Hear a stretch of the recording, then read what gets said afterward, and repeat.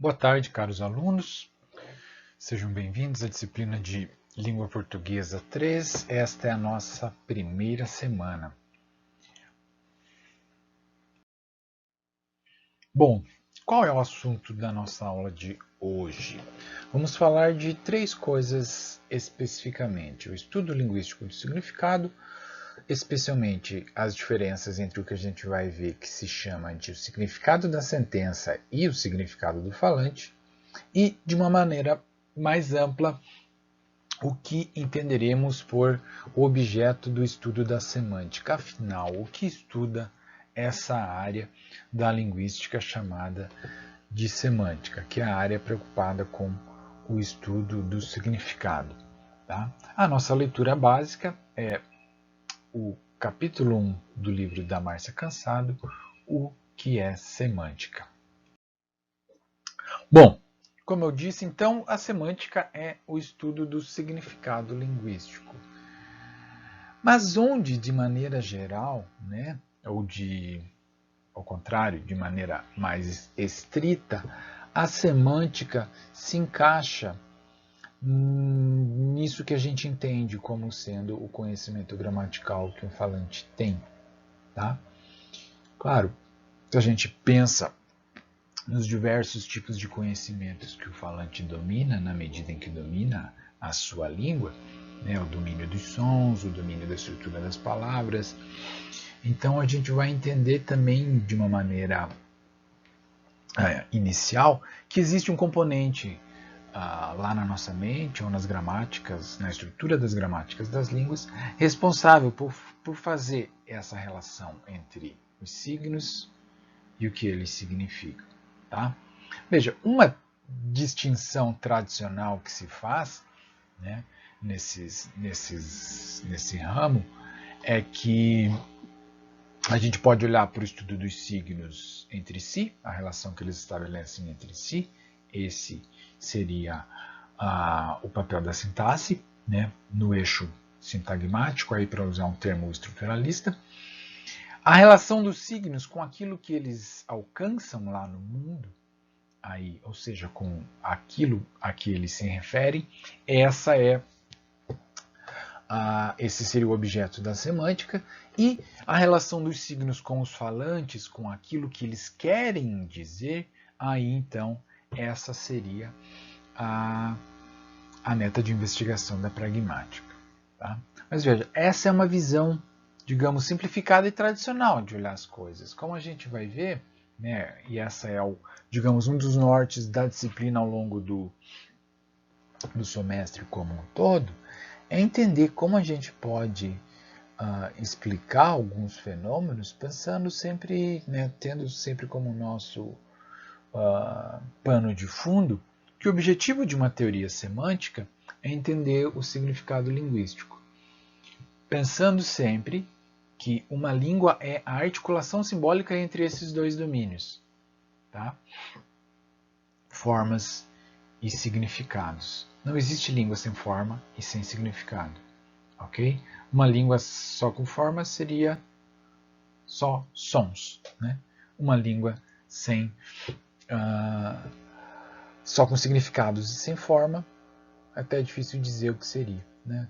Uma língua só com objetos, estratégias de apontar para as coisas no mundo, talvez, né? Ok? Bom, mas o que é exatamente isso, né? O significado. Então é a relação entre os signos e o que designam no mundo, aquilo que ele se refere. Embora não seja a teoria mais aceita, é a mais influente. A gente pode olhar para os significados, então, pelo menos de duas perspectivas. A linguagem e o que ela alcança lá no mundo, né? Lá no mundo exterior, né? O que está fora da linguagem, e a linguagem em relação com o que ela tem, com o que tem aqui na nossa mente. Afinal, a linguagem está aqui dentro, né? Ela é uma forma de comunicar coisas que estão, né, em grande medida, aqui dentro da nossa cabeça, tá? Há também ainda uma terceira a visão, que é entender significados como construções sociais. Aí eu tenho disciplinas como análise do discurso, mesmo sociolinguística e outros ramos do estudo do significado de uma outra, né, perspectiva, que vão tentar entender de que modo que perspectivas ideológicas e históricas estão também materializadas na linguagem. A gente não vai se preocupar com essas perspectivas, a gente vai olhar especialmente para essa visão aqui, né? Que entende que os significados são entidades mentais, e outra que o significado é a relação entre os signos e aquilo que eles designam no mundo, ou seja, os seus referentes. Tá? Essa visão aqui de signos como construções sociais, a gente não vai considerar nessa disciplina, embora certamente é uma área que desperta interesse de pesquisa, seja da linguística, da antropologia, dos estudos culturais, porque é importante, né? A forma como as pessoas comunicam suas ideias, suas visões de mundo é via linguagem. Portanto, na medida em que eu uso a linguagem para fazer essas comunicações, eu expresso pontos de vista, ideologias, crenças de diversas naturezas. Então, não dá para...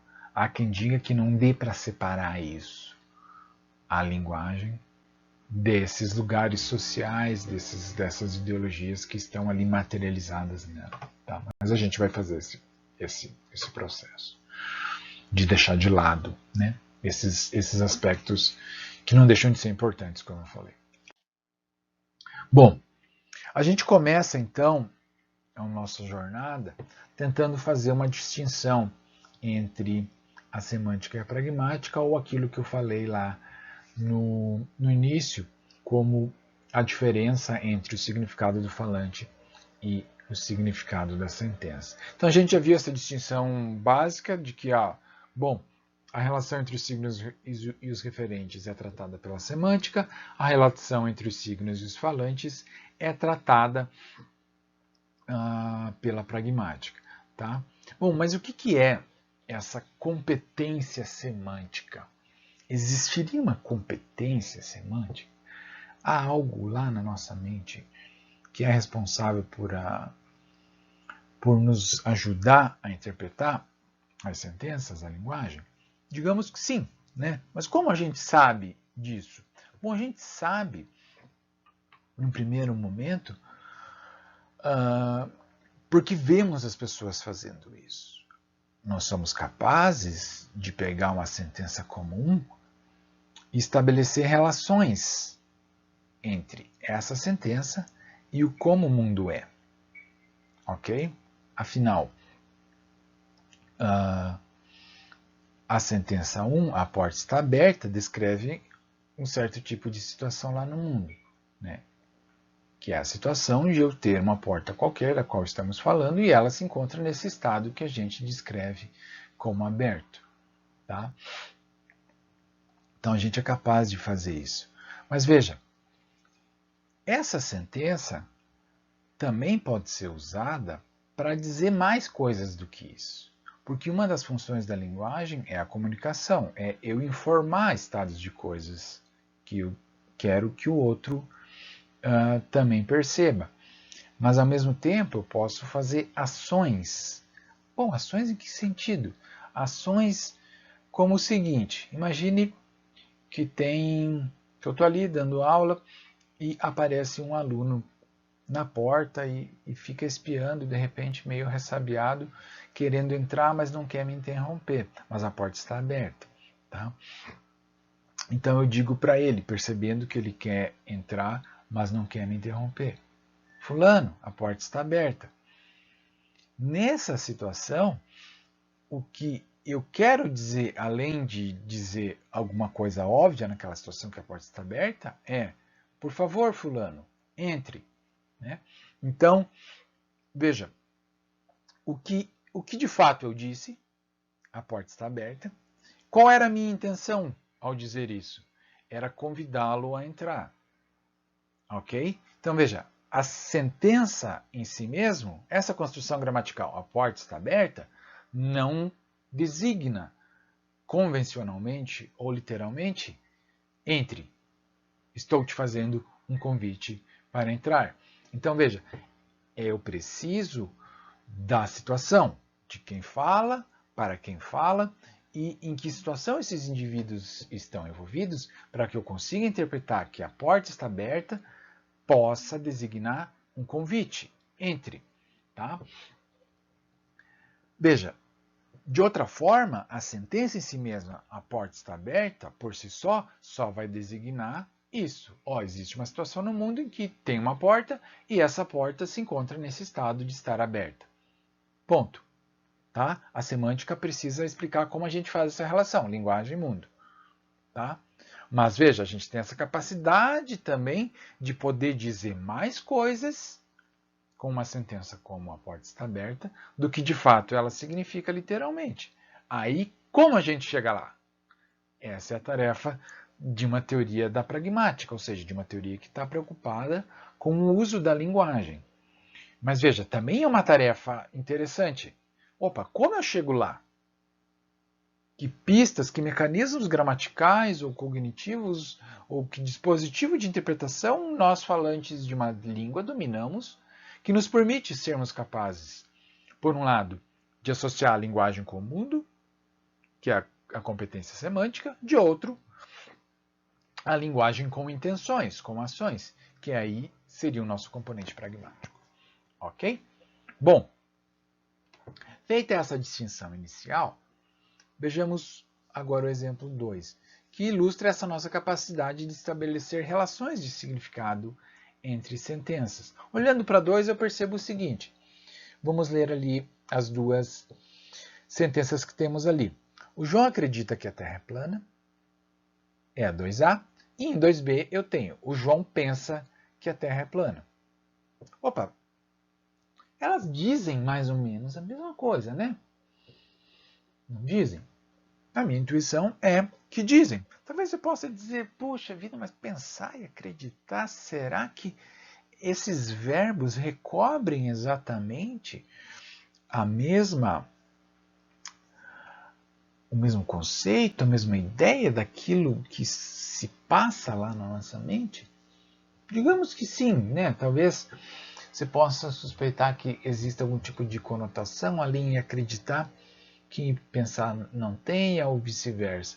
Mas veja, que eu posso assumir que, se é o caso que João acredita que a Terra é plana, o João também pensa que a Terra é plana.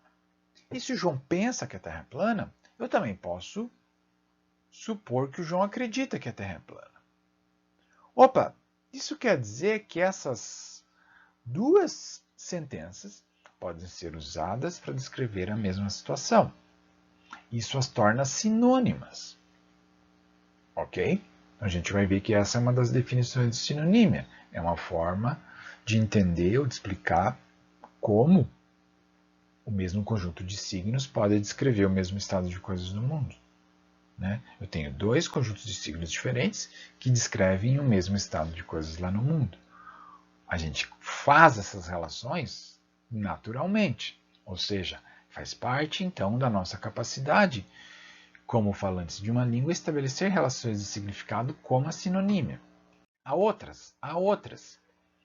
Compare 3A e 3B agora. Em 3A eu tenho a porta está aberta. Em 3B a porta não está aberta. Ou a porta está fechada. Agora você pode dizer, puxa, que relação é essa?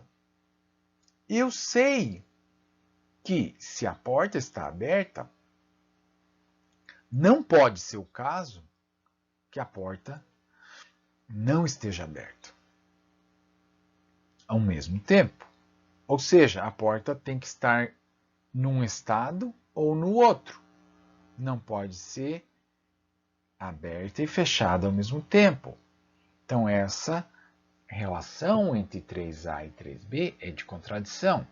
É o que a gente vai chamar de contradição. Ou seja, eu tenho uma sentença que nega a outra e vice-versa. Se ela está aberta, a situação descrita em 3A me nega a possibilidade de que 3B seja o caso, que é que a porta está fechada ou que ela não está aberta. Se a porta não está aberta, ela está fechada. Mas veja, que se ela não está aberta, não pode ser verdadeira na mesma situação em que ela está aberta. Ou seja, eu não posso usar 3A e 3B para descrever a mesma situação. Agora é uma situação diametralmente oposta. Ok? Veja, a gente faz isso com muita facilidade também. Somos capazes de perceber que existe uma relação de contradição entre essas duas sentenças, entre 3A e 3B. Vejamos 4 agora, que tem outra particularidade. A sentença é o seguinte: a gatinha da minha vizinha está doente. Conseguem perceber que ela tem duas leituras? O que eu quero dizer com isso? Ela pode ser usada para descrever dois estados de coisas lá no mundo. Veja, eu tenho um conjunto de símbolos. A gatinha da minha vizinha está doente. Isso é a linguagem. Ela pode descrever duas situações lá no mundo. Que eu tenho uma vizinha e ela tem uma gatinha e essa gatinha está doente. Ok? Numa outra leitura, a gatinha funciona não para designar um indivíduo da espécie dos felinos, macho, fêmea, e que tem um tamanho pequeno, etc. e tal, ou pelo qual eu tenho algum apreço afetivo. Não. Eu estou dizendo que a minha vizinha é uma gatinha no sentido metafórico. Tá? Então, veja, é um epíteto, né, que a gente chama. É uma qualificação sobre minha vizinha. Então, esse mesmo conjunto de símbolos, a gatinha da minha vizinha, designa dois referentes diferentes.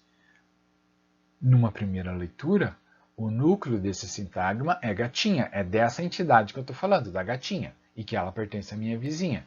Na outra leitura, o núcleo desse sintagma é a minha vizinha, e eu estou qualificando ela como gatinha. Tá? Então, veja, a gente faz isso. Talvez algumas pessoas, algum ou outro, possa ter um pouco mais de dificuldade para identificar ambiguidades, mas eu imagino que a maioria de nós, né, até onde temos evidências da literatura, a maioria de nós é capaz de identificar ambiguidades dessa natureza, especialmente sintáticas, com muita facilidade. Vejamos o exemplo em 5 agora. Né? O João da Silva tem uma ótima caligrafia e nunca foi preso. Essa é a sentença, mas imagine a situação em que ela é dita agora. Então, suponha que eu sou o dono de uma escola de línguas e te peço recomendações do João da Silva, que eu sei que estudou com você. E aí você me responde o seguinte: o João da Silva tem uma ótima caligrafia e nunca foi preso. Posso concluir que ele não é um bom professor? Que a sua intenção, ao dizer o que você disse, que ele tem uma ótima caligrafia e que ele nunca foi preso, era me dizer, olha, a única qualidade que ele tem, como docente, é de ter uma boa caligrafia. Outras qualidades relevantes para ser professor, você pode imaginar aí outras qualidades.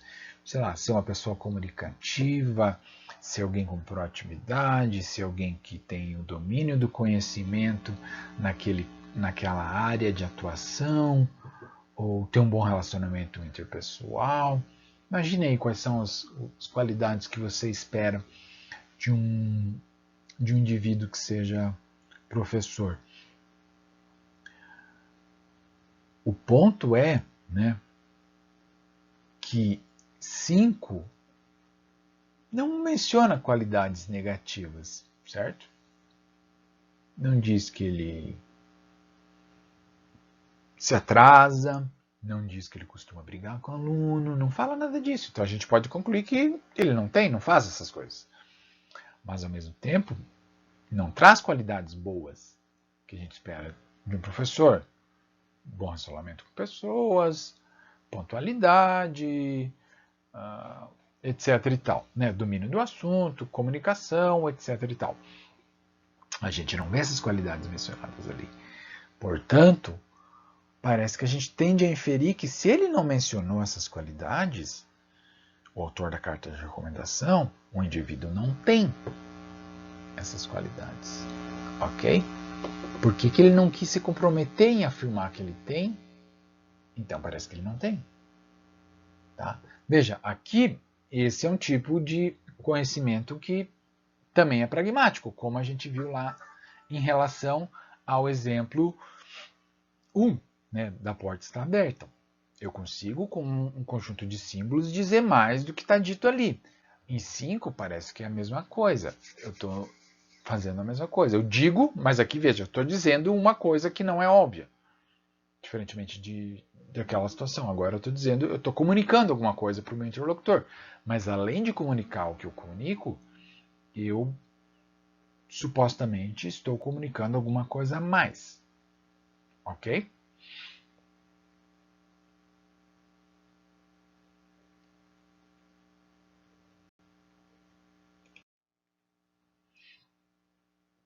Veja, então a gente já viu que uma sentença como essa aqui, né, a porta está aberta, além de designar essa situação típica aqui, eu tenho uma porta, da qual é saliente aqui, e né, tanto o falante quanto o interlocutor sabem de que porta estamos falando, e estou dizendo que ela está aberta.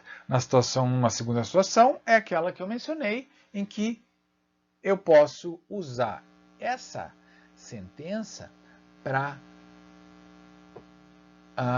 convidar que alguém que esteja na porta ali, de repente querendo entrar ou não, entre, né? Dizendo, por favor, né? A porta está aberta, fique à vontade. Então, eu posso usar essa sentença como uma autorização ou um convite para que o indivíduo entre na sala. Tá? Posso imaginar uma terceira situação. Você pode muito bem supor que uma situação é a seguinte, imagina que tem um aluno incomodando dentro da sala de aula e o professor de repente se incomoda com ele e diz, fulano de tal, a porta está aberta, mesmo que ela esteja fechada. Né? Posso dizer, esse professor querendo dizer para o aluno, olha, fique à vontade, se a aula não está te agradando, saia. Então ele pode ter a intenção de dizer, olha, por favor, se retire, ao dizer que a porta está aberta, mesmo que a porta esteja fechada. Ok? Então, afinal, o que significa 6? Veja, que o ponto é esse. Eu tenho um significado que é sistemático, que depende apenas do que significam as palavras e do sistema gramatical. A porta é o sujeito, designa o objeto porta lá no mundo, essa porta é saliente tanto para o falante quanto para o ouvinte, e eu estou qualificando essa porta como estando aberta. Agora, ao mesmo tempo, eu tenho um outro significado ali, que parece que depende de situações. Numa situação eu posso usar como um convite para entrar, numa outra situação eu posso usar como um pedido para que alguém saia. Tá? Então veja, esse outro significado parece depender de intenção do que o falante quer dizer e da situação em que o falante e o ouvinte se encontram. Então ele é um pouco indeterminado. Essa é uma das propriedades que a gente vai ver desse fenômeno mais lá para o final do semestre. Essa outra interpretação, que depende de intenções, de contexto do falante, etc., ela é indeterminada, justamente porque esses fatores precisam todos estar em jogo. O que garante que o ouvinte vai interpretar a sentença, né? Ou melhor, o proferimento da sentença, a porta está aberta, como um convite para entrar? Nada garante. Ok? Embora a sentença, a porta esteja aberta, independentemente de situação, independentemente de intenções, sempre vai designar um determinado estado de coisas lá no mundo, que é o estado de a porta estar aberta. Ok? Então, o significado semântico ele é sistemático, convencional e depende grandemente apenas do significado das palavras e do sistema gramatical, enquanto o significado pragmático é intencional e depende de contexto. Ok? Bom, passemos agora a uma outra dimensão do significado que é importante para esse nosso início. São dois conceitos que a gente precisa ter em mente, especialmente na leitura e na hora de discutir a linguagem, que é a diferença entre uso e menção, entre linguagem, objeto e metalinguagem. Veja, eu tenho oposições aqui, uso, menção, língua, objeto e metalinguagem, mas ao mesmo tempo, cada uma dessas oposições, elas conversam entre si, como a gente já vai ver, né? Veja, uma primeira discussão que a gente precisa fazer aqui é pensar no significado de significado. Tá? Veja, em 7, eu posso fazer uma pergunta como a seguinte: o que significa viver?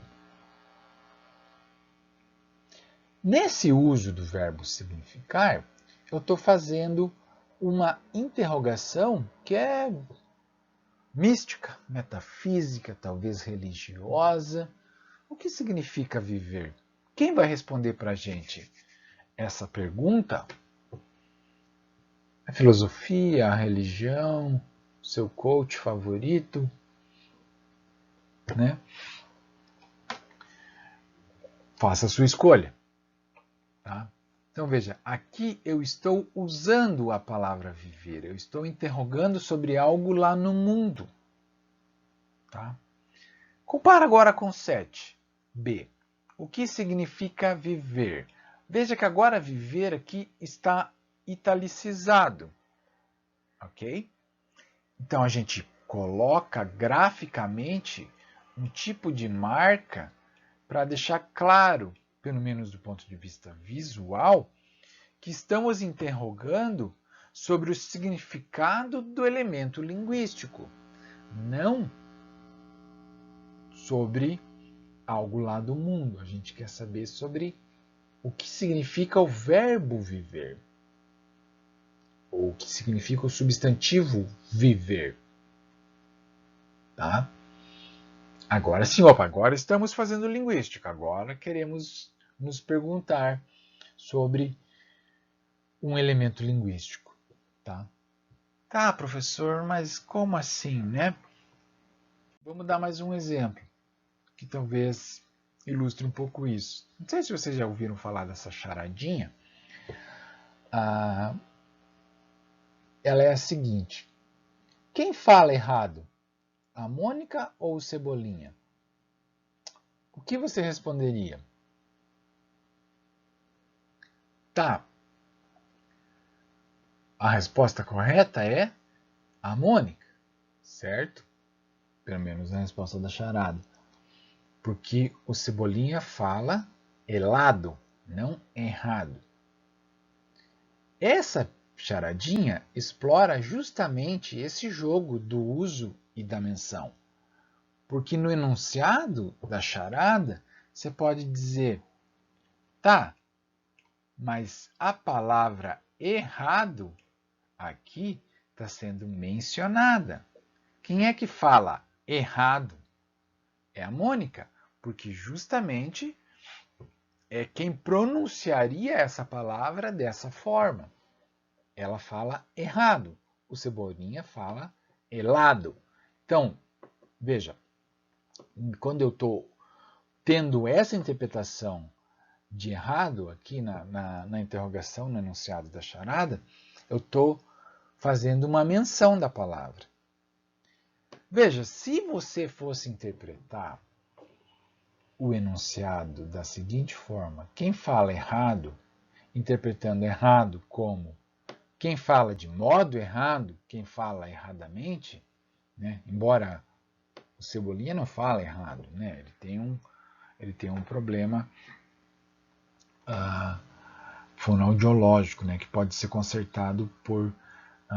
consertado também não, é uma palavra feia, que pode ser tratado via terapia fonoaudiológica e, acreditem, é extremamente comum que crianças ali aos 5, 6 anos ainda, né, tenham dificuldade de pronunciar o R nesses ambientes que o Cebolinha tem, né, entre começo de sílabas ou trocar o R forte pelo pelo L.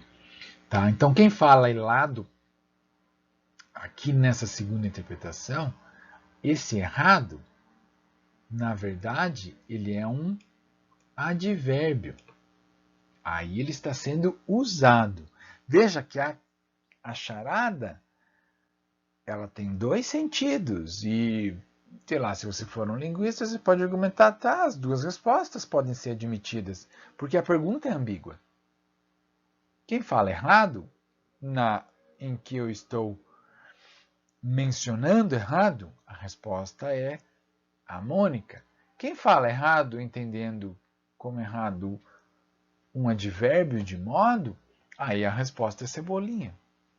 Então a pergunta é ambígua. Embora provavelmente a maioria das crianças vai esperar que a resposta correta seja a Mônica, né? Justamente porque a interpretação mais interessante, talvez, da charadinha é justamente essa, né? Em que a palavra está sendo mencionada, não usada.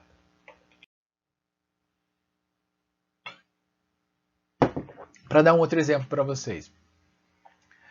O que aquela fumaça significa? É a sentença que temos em 8a. Né? Olha para essa figura aqui, a de cima. Eu tenho lá um moço, está olhando a fumaça, uma fumaça negra lá no horizonte. Ele pode se perguntar o que aquela fumaça significa. A maioria de nós diria que significa fogo, ok? Fumaça significa fogo. Mas veja, fumaça naturalmente significa fogo, se é fumaça, ok? Se for gelo seco, se for outra coisa, claro, às vezes a gente pode se confundir, de repente ver um gelo seco e achar que é uma fumaça de fogo.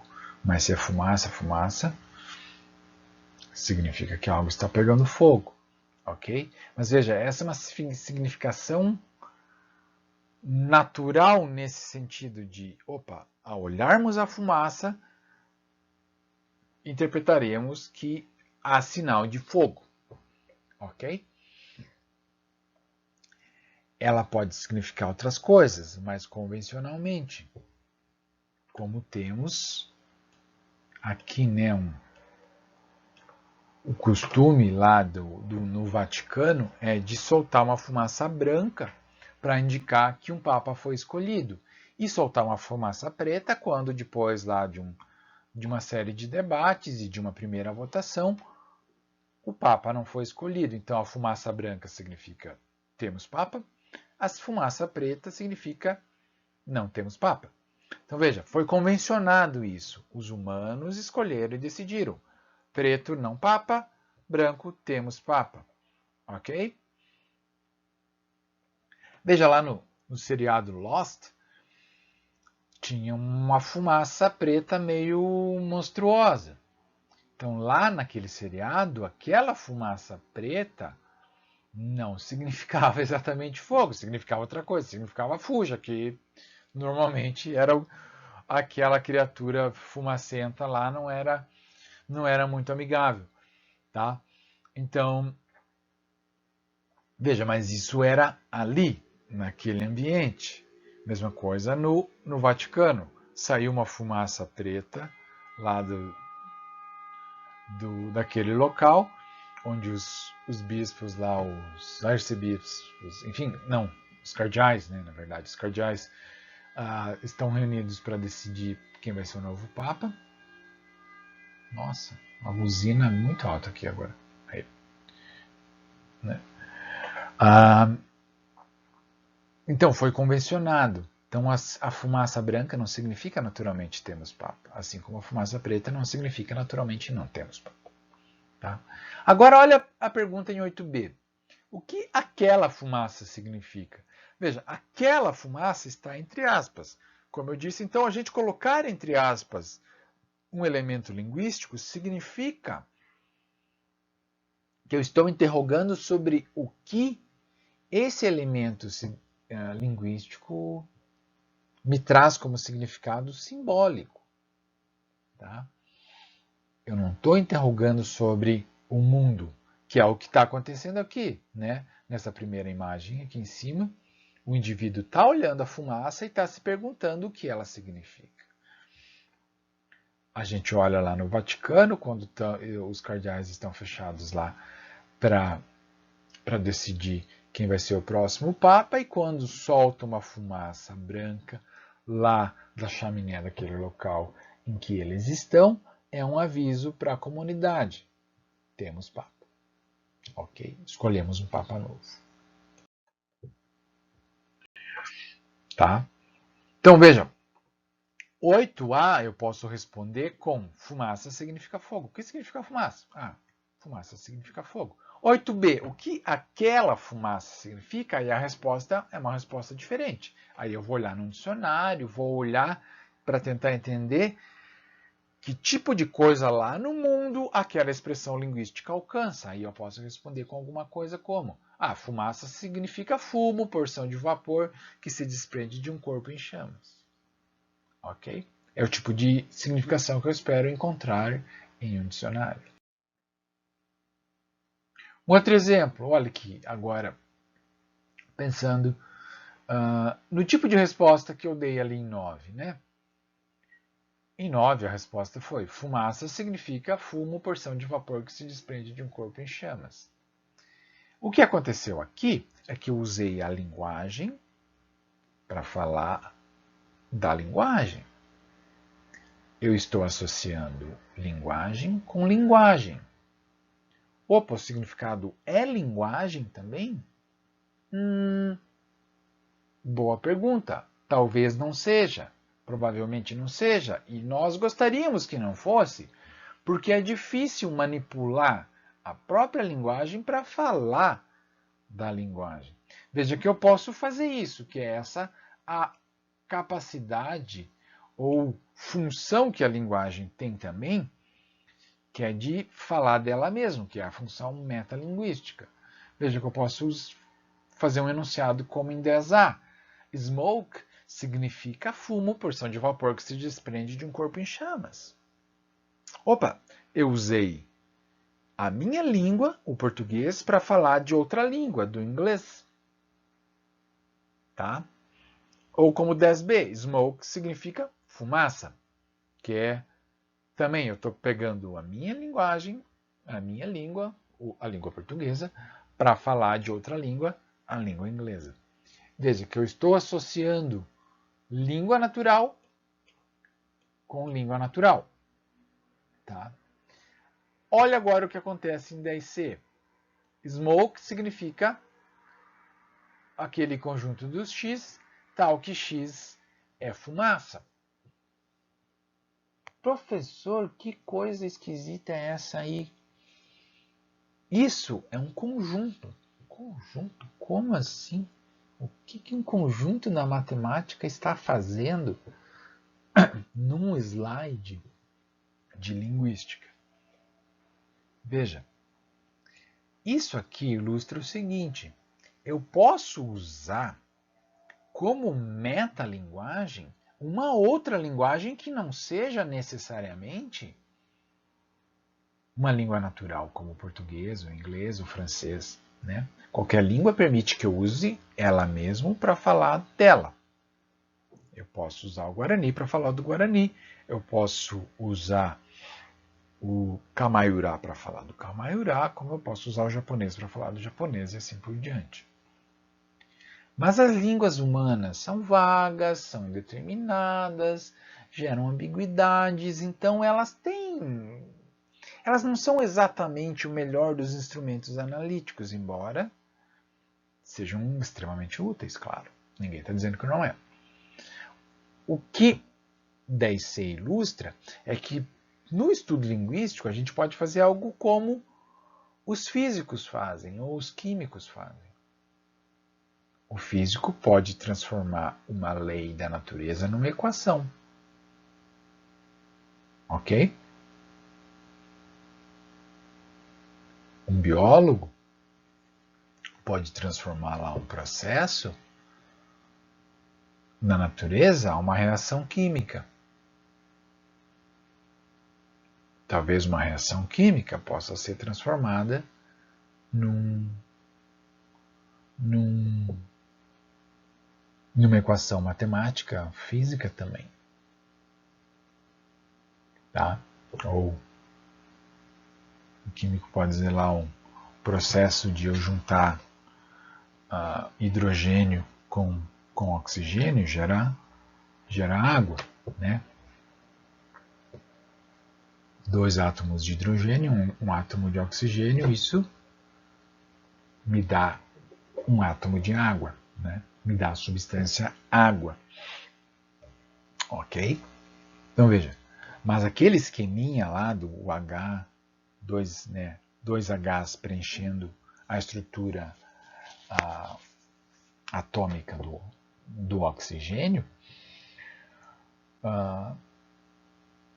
aquilo é só um esquema abstrato, é uma metalinguagem, é um sistema simbólico que os químicos inventaram para representar o que acontece lá na natureza. Mas aquilo está acontecendo na natureza? Provavelmente não. Tá? Dizer que smoke significa o conjunto daquelas coisas que são fumaça é uma forma de representar matematicamente, de maneira objetiva, o que eu alcanço lá no mundo quando estou usando o termo smoke para me referir a alguma coisa. Tá? Essa coisa é a fumaça. Ok? Embora a gente não vá adotar essa metalinguagem, tem uma abordagem em linguística, que é a semântica formal, que utiliza essa metalinguagem e é bastante útil, bastante interessante e bastante utilizada no mundo inteiro.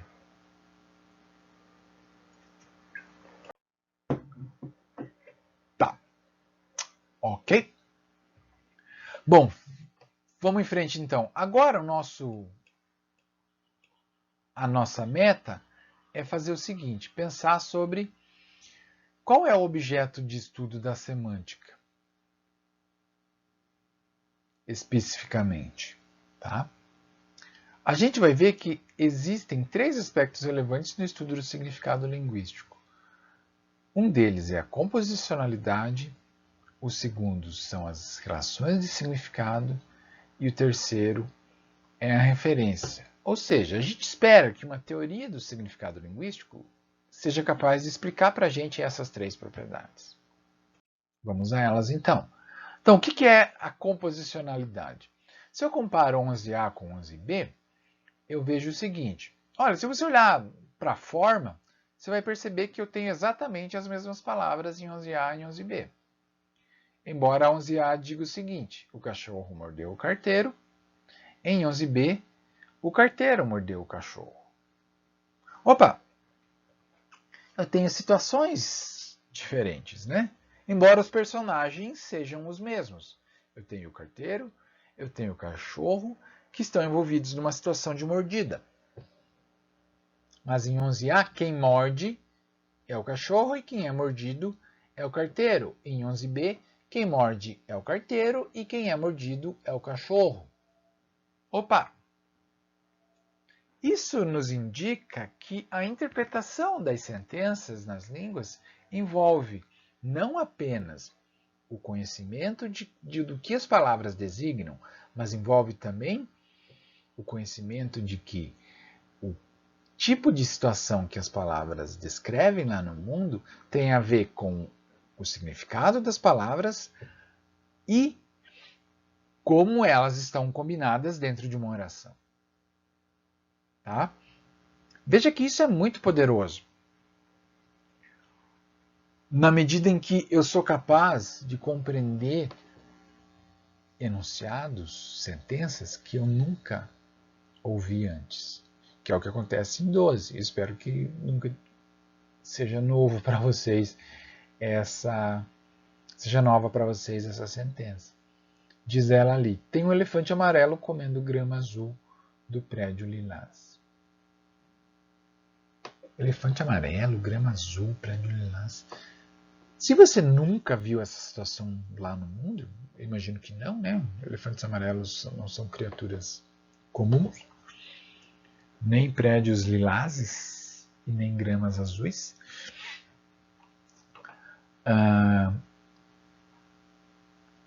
Você é capaz de imaginar que tipo de situação lá no mundo seria essa? Veja que isso é poderoso. Isso nos mostra que nós não somos papagaios de repetição. Nós, enquanto seres falantes, somos capazes, então, de produzir enunciados novos. Não precisa ser inédito no sentido desse aqui e hipercriativo como esse. A criatividade pode ser apenas nesse sentido. Não precisa ser no sentido artístico da coisa, pode ser no sentido em que eu estou enunciando alguma coisa pela primeira vez. Se isso tem valor artístico ou não, não nos cabe julgar. Quem julga isso são os estetas, né? São os críticos literários. Eles vão dizer se a enunciação dessas coisas tem valor estético ou não. Tá? Então a criatividade importa nesse aspecto. Eu sou capaz de produzir enunciados nunca produzidos antes, ao mesmo tempo que eu sou capaz de interpretar enunciados que eu nunca ouvi. E isso se dá por essa, em tese, né, por esse princípio, o princípio da composicionalidade, que nos diz que o significado de uma sentença é uma função, é os significados das partes e o modo como elas se combinam. Tá? Então, qualquer teoria semântica minimamente adequada precisa explicar essa nossa capacidade. O segundo aspecto importante, estabelecer relações de significado. Como eu disse anteriormente, puxa, a gente faz isso com facilidade. De 13A, João comprou um carro, eu posso inferir que João comprou alguma coisa. Certo? Se é verdade que João comprou um carro, João comprou alguma coisa. Embora o oposto não valha, né? Se João comprou alguma coisa, não posso inferir que ele comprou o carro. Pode ter sido qualquer outra coisa. Tá? Veja, é uma inferência poderosa. Talvez você pode dizer, mas isso é meio óbvio, a gente faz isso com naturalidade. Por que eu preciso explicar isso? Porque parece que é uma característica de sistemas semânticos. Isso tem a ver com o que carro significa. Né? São relações entre palavras. A gente consegue perceber que carro é uma coisa. Né? E dentro lá das coisas eu posso ter flores, posso ter roupa, posso ter sapato, posso ter uma geringonça eletrônica. Tá? Então a gente é capaz de colocar as coisas, né, os objetos em categorias, auxiliado pela minha língua. Esse que é o ponto. Tá? Agora compara esse fenômeno com 14, com o que acontece em 14. 14A eu tenho o João parou de fumar e em 14B eu tenho o João fumava. Qual é a relação entre essas duas coisas? Parece que para eu usar adequadamente essa sentença em 14, tem que ser o caso da situação representada em 14b. Se João parou de fumar, tem que ser o caso que João fumava. Seria muito esquisito dizer alguma coisa como João parou de fumar se João não fumava ou nunca tinha fumado antes. Tá? Então, veja, ela aparece, depois a gente vai ver que esse fenômeno se chama pressuposição, mas ele tem uma coisa particular nele. Ele precisa ser uma espécie de assunção prévia que eu tomo como verdadeira para que eu possa usar adequadamente o verbo parar. Opa, isso é importante, né? Isso quer dizer que se eu sei o que parar significa, eu sei que ele vai trazer essa assunção como seu conteúdo. Né? Onde está esse conteúdo? Está no significado de de parar mesmo? Quer dizer, ao mesmo tempo em que eu digo que o João parou de fumar, eu estou dizendo que o João fumava? Se não for o caso que o João fumava, essa sentença seria falsa? Eu estaria mentindo?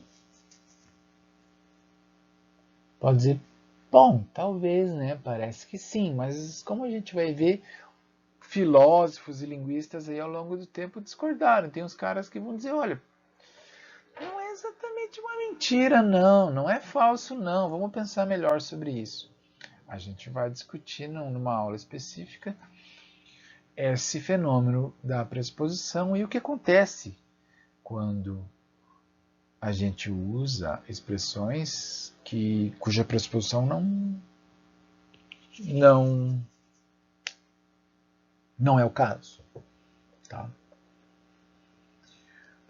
Vejamos agora o 15, que é outra relação de significado, mas que aí é uma inferência de um outro tipo. Né? Como a gente já viu, a porta está aberta pode ser usada para significar entre, ou pode ser usada para significar saia. Agora, 15 é algo parecido. Alguém diz, como está frio aqui? O indivíduo A. Indivíduo B pode ser levado a crer que aquilo seja um pedido para que se feche a janela. Né? E responde, você quer que eu feche a janela?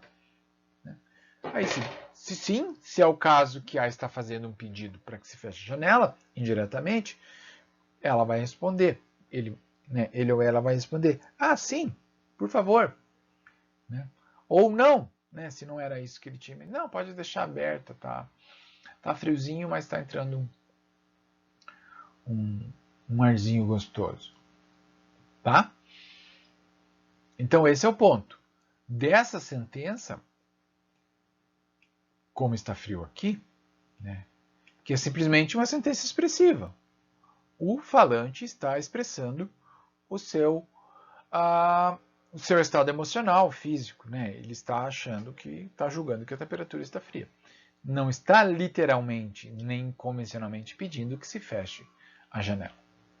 É o B que está achando, julgando, né, a intenção de A ao dizer o que disse, que esse indivíduo está dizendo que quer que a janela seja fechada.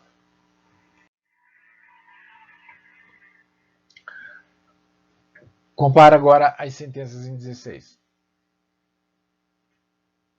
Em 16A eu tenho o menino chegou, em 16B o garoto chegou, em 16C o piá chegou. Que relação elas têm entre si? Elas se referem à mesma coisa? Menino, garoto e piá designam a mesma classe de objetos lá no mundo? Minha intuição diz que sim. Né? Talvez se você seja de algum lugar do Brasil que não conheça o vocábulo piá, agora você está sabendo que piá, para os paranaenses, significa garoto, menino. Ok? A diferença é que piá tem uma conotação mais pejorativa, tem essa conotação de regionalidade, coisas que menino e garoto não têm. São formas relativamente neutras de se referir a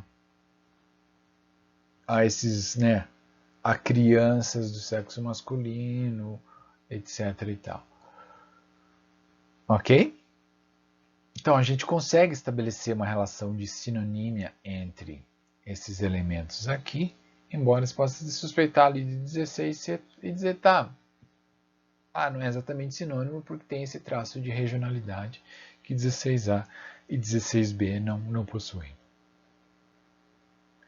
Como a gente já viu, né, relembrando aqui o exemplo, em 17A e 17B, por sua vez, a gente também facilmente consegue perceber que a porta está fechada e a porta está aberta são situações contraditórias.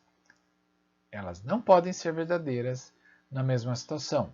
Ou é um caso, ou é um outro. Ou a porta está aberta, ou a porta está fechada. Então, eu não tenho como a porta estar em dois estados ao mesmo tempo. Ok? Veja, mesmo que você diga, talvez, e se a porta estiver fechada, mas ela não foi chaveada? Ela pode estar aberta e fechada? Bom, aí a gente está jogando com os significados de aberto e fechado. Você está apelando para algum tipo de vagueza que esses termos podem exibir. Né? Veja, se é o estado de estar sem nenhum espaço em que alguém possa passar, eu diria que a porta está fechada, mesmo que eu não tenha passado a chave nela. Ok? Então, parece que eu tenho sentidos diferentes aí. A porta está fechada, mas não está trancada. Ok? Ou a porta está fechada, mas ficou aberta porque eu não passei a tranca nela. Tá? Mas veja, eu estou manipulando aí o que é aberto. Aberto no sentido de que tem um espaço pelo qual alguém pode passar, ou aberto no sentido de que ela não foi trancada com o objetivo de impedir que qualquer criatura entre ali movendo a maçaneta. Ok? Então tenta pensar que essa oposição aberto e fechado se dá no sentido seguinte: aberto no sentido em que eu tenho algum tipo de espaço que permita alguém passar, e fechado no sentido de que eu não tenho nenhum espaço que permita alguém passar. Ok? Então, elas são contraditórias na medida em que esses termos estão no mesmo campo. Ok? Em relação ao espaço pelo qual alguém passa. Se eu estou tendo em mente aberto e fechado o uso de uma tranca, veja que aí eu não posso fazer esse jogo. Depois a gente vai ter uma aula em que a gente vai discutir questões de polissemia e vagueza, que a gente vai perceber que a gente pode manipular e jogar com a vagueza e com a polissemia, mas parece que eu sempre estou tendo em mente, quando uso uma determinada expressão, um sentido em particular. Embora, claro, as piadas joguem, né, com os sentidos das expressões, os xistes, os jogos de palavras, etc., façam isso, na comunicação típica a gente vai se valer sempre de um sentido. E há testes que parece que buscam um sentido em particular e não qualquer um. Tá? Veja, passemos para o próximo exemplo, o exemplo em 18. Essa é a famosa sentença do Noam Chomsky. Ideias verdes incolores dormem furiosamente. Sentença que ele usou para argumentar que a estrutura é independente do significado. Ou seja, eu posso ter construções gramaticais bem formadas, bem estruturadas, que não designam nada concretamente. O que 8 designa enquanto um estado de coisas no mundo? Ideias verdes incolores.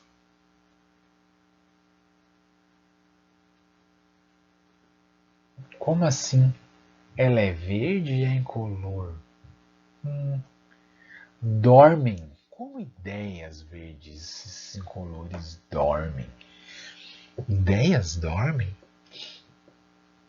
Furiosamente. Como alguém dorme furiosamente? É justamente o oposto, né? Dormir, a gente... Primeira coisa que vem à nossa mente, eu acho que quando pensamos na palavra dormir, tem a ver com calma, com tranquilidade. Né? Então veja, olha quanta incongruência eu tenho ali dentro. Verdes incolores, ideias que dormem e dormir furiosamente. A gente consegue fazer um retrato disso no mundo? Parece uma coisa meio surrealista, né? Mas o que são essas ideias verdes incolores que dormem furiosamente, né? Então, mesmo que a gente faça uma interpretação metafórica, né, de ideias verdes,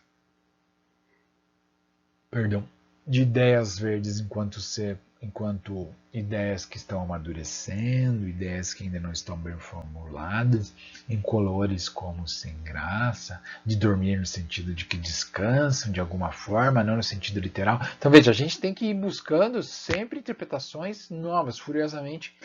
São essas ideias que ficam mas dormindo furiosamente, que enganosamente dormem, que talvez fiquem ali fervilhando na nossa mente.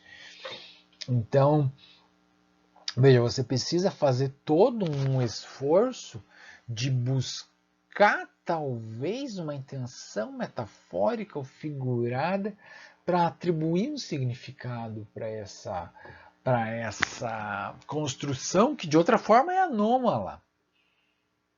É muito estranha, muito esquisita e é muito difícil de interpretar. Tá? Veja que é por isso que a gente tem muita dificuldade para ler escritores que jogam justamente com esse limite da linguagem, que a todo momento estão fazendo usos figurados, criando metáforas, explorando construções sintáticas inusitadas, porque dá demora, é custoso. É custoso essa leitura, né? Claro, tem um certo prazer nisso também, né? Pega um Guimarães Rosa, tem um prazer numa leitura do Guimarães, que é o prazer não só de fruir aquele texto, aquela narrativa, mas também de entrar nesse jogo que ele faz, de jogar com o código, de jogar com a sintaxe, de jogar com o vocabulário, com os seus significados, sem contar, né, de todo o conhecimento de botânica e de fauna que ele tinha, que também é um desafio, né, de ler, ao se ler o Guimarães, você tem que ler com pesquisando ali os nomes de passarinhos e nomes de plantas para visualizar, né, o que ele tinha em mente. Então, veja, é custoso nesse sentido, mas isso pode ser, para algumas pessoas, pode ser prazeroso também. Né, essa leitura que te exige, né, enquanto leitor. Veja que uma leitura, uma narrativa sem muita metáfora, muito objetiva, ela flui. Né? Ela flui mais naturalmente. Então veja, o ponto é, a gente detecta isso com muita tranquilidade. Talvez alguns casos, talvez não. Algumas anomalias, de repente a gente vai ver ao longo do semestre, você para, tá, mas professor, isso é esquisito mesmo? Para mim é bom. Né? Então, vai haver casos em que a gente possa discordar, possa ter dúvida. Tipo, alguns autores acham esquisito, alguns outros não, como a gente viu, como eu citei o caso ali das pressuposições, em que as pessoas podem ter reações diferentes diante de uma falha pressuposicional. Embora a maioria de nós vai achar que, tá, peraí, tem alguma coisa esquisita em eu usar uma sentença que traz um elemento com pressuposição numa situação em que a pressuposição não seja o caso. Mas, enfim, né? Põe um pin nessa questão, né? Tá, como assim? Pressuposição, a verdade das pressuposições. Põe lá na parede essa questão, um post-it lá, um pin nela lá e deixa ela lá, que a gente vai voltar nela em algum momento.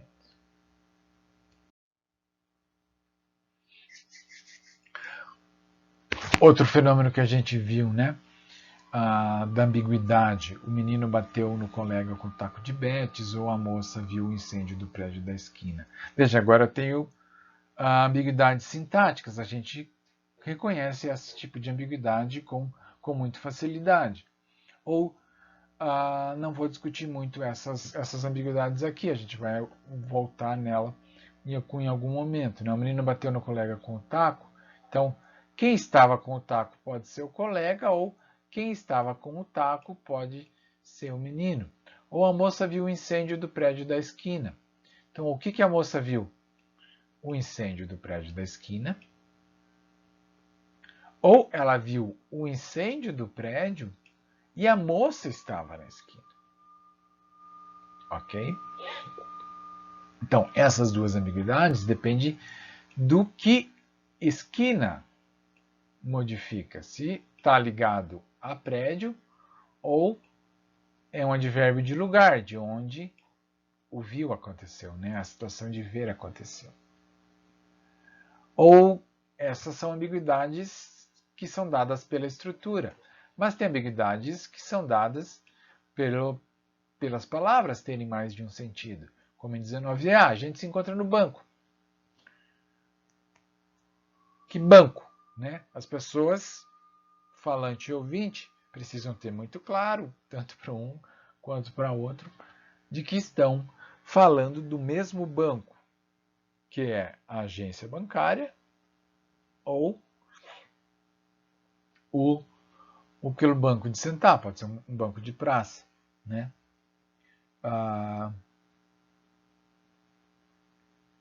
Ok? Imagine que, sei lá,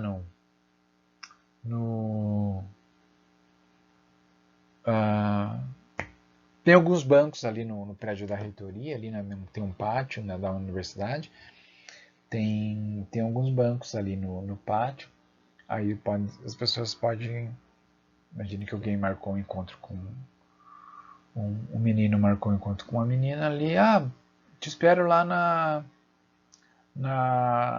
ali na reitoria, deu outro diz, beleza, eu te espero ali no banco. A gente se encontra no banco. No banco no Banco Baixo da Palmeira. Né? Acho que tem uns 2, 3 bancos ali, né? Então, o indivíduo, eles vão saber do que estão falando. Né? Agora, imagina que estão falando de uma agência bancária. Né? Um deles trabalha no banco e o outro tá programando de se encontrar com o outro. Daí, um diz para o outro, a gente se encontra lá no banco. Então, está claro tanto para quem fala quanto para quem ouve de que tipo de banco que estão falando. Estão falando do banco em que um deles trabalha. Tá? Bom, mais um exemplo aqui de um termo que pode ter vários sentidos. Quero ter uma casa. O que é uma casa? Talvez a primeira coisa que venha à nossa mente quando falemos de casa seja aquela construção com um telhadinho, uma porta, janelas, uma chaminézinha, etc. e tal. Né? Aquele desenho infantil quase, né, caricato do que seja uma casa. Talvez a primeira coisa que venha em mente seja isso. Né? Mas podemos ter usos também em que casa designe não um lugar concreto, mas possa ser um lar. Tá? Imagine que um indivíduo que mora embaixo da ponte, ou seja, sem teto, diga para um repórter, qual é o seu maior sonho? Meu sonho é ter uma casa, eu quero ter uma casa. Então o indivíduo não está, né, claro, está falando do local físico, mas está falando de uma morada de uma maneira mais geral. Não precisa ser exatamente uma casa, pode ser um apartamento, pode ser um outro tipo de moradia qualquer. Ok? Então, casa pode significar, um sentido mais básico, concreto, essa visão caricatural aqui, né, de 4 paredes, um teto, janela, porta, etc. Mas pode significar também lar, né? Um teto de uma maneira geral. Ok? Tem alguns outros fenômenos que a gente vai ver também ao longo do semestre, que aí já vão explorar a relação que a gente tem com as palavras e com a cognição. Veja que eu dei um exemplo de casa. Casa pode ter um uso mais prototípico e pode ter usos menos prototípicos.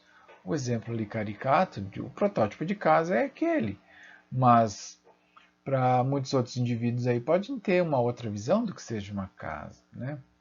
Para um indígena, o protótipo de casa pode ser outro. Para um quilombola, a visão dele típica de casa pode ser outra também, né? Veja que o fenômeno das metáforas ele é interessante porque ele permite que a gente coloque, né, ele mostra, né, que a gente coloca as palavras numa significação que é diferente da significação concreta que elas tipicamente exibem. Veja, uma sentença como Vintial, o governo está em guerra com a sua base no Congresso. Eu estou querendo dizer que o governo está em algum tipo de disputa ali, não exatamente guerra, onde pegaram em armas, estão metralhando uns aos outros, literalmente, em disputa por algum território. Não é isso que está acontecendo, literalmente. Não é essa a situação. Mas veja que o ponto é esse. Eu estou usando a palavra guerra para designar uma situação lá no mundo que não envolve guerra de fato. Não tem bombas, tiro, soldados, etc. Ok? Ouvinte B, a luta contra o coronavírus. Como assim luta? O coronavírus é um vírus, é microscópico. Nós não conseguimos lutar com ele, né, de dar um soco nele, querer dar um chute, um tapa, jogar um pedaço de pau. Não dá para fazer isso com o coronavírus. Então, opa, que tipo de luta estamos enfrentando com ele? Ah, luta no sentido que a gente diz metafórico. Ou 20C, como Juliette se tornou rainha e subiu ao trono do BBB 21, um enunciado aí que foi notícia alguns meses atrás, lá no final do programa. Veja, ela não é de fato uma rainha, não existia de fato um trono nesse sentido real, né, de realeza da coisa. Então, a gente está usando trono e rainha no sentido figurado, metafórico. Tá? Então veja que isso é fantástico, né, se pensar bem. Tem a ver um pouco com a nossa criatividade, mas tem a ver também com essa nossa capacidade de pegar os elementos de um uso comum, concreto, e parece que a gente leva eles para um outro uso que, no primeiro momento, pode ser inusitado e novo, mas com o passar do tempo, veja, essas metáforas de disputa como guerra, como luta física, que é um negócio muito concreto e físico, isso se perde com o passar do tempo. E a gente professor, ninguém vai lutar contra o coronavírus, querer dar uma paulada no coronavírus. Claro, por que não? Porque já passou, né? A gente já não olha mais para palavras como guerra e luta nesse sentido físico, nesses usos. A gente certamente vai interpretar esses usos como metafóricos, ou seja, está convencionalizada essa metáfora, já faz parte do significado de lutar, de luta, que envolve algum grau de dificuldade. Né? Que guerra não significa só guerrear, no sentido campal, militar da coisa, significa envolver alguma disputa. Né? Ok? E ser uma rainha não envolve ter uma coroa, um reino, etc. e tal. Envolve ter algum tipo de poder, ter seguidores, tudo isso no sentido abstrato, de as pessoas olharem com admiração. Então você pode imaginar quais são as propriedades que uma rainha tem, que a Juliette tem também. Ok? Tá. Vejamos agora a propriedade da referência. É a última propriedade que uma teoria semântica precisa explicar. A gente já viu que eu posso responder a essa interrogação, o que é o significado, de pelo menos duas formas. São objetos no mundo ou são entidades mentais? Então, saber o significado, de certa forma, significa saber que tipo de entidade lá no mundo ou lá na mente as expressões linguísticas alcançam. Tá? Então, há quem diga que, numa abordagem referencialista, que a referência de nome próprio, como Noam Chomsky, a gente interpreta corretamente essa frase, Noam Chomsky é um famoso linguista, porque a gente é capaz de identificar lá no mundo quem é o Noam Chomsky. Tá? Mesmo que você nunca tenha cruzado com ele, ou mesmo que de repente você não saiba quem ele é, você sabe que o nome próprio é uma instrução. Busque lá no mundo essa entidade particular que é nomeada dessa forma, Noam Chomsky.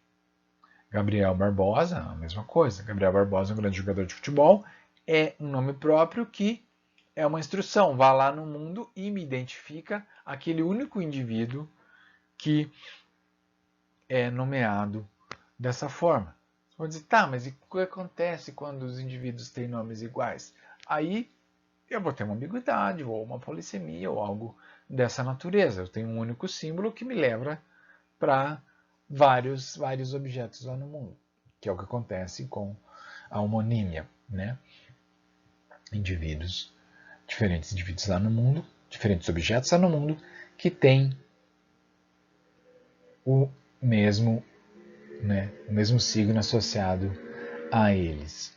Tá? Então, fazer essa conexão entre linguagem e mundo parece que é uma propriedade bastante importante das línguas humanas. Tá?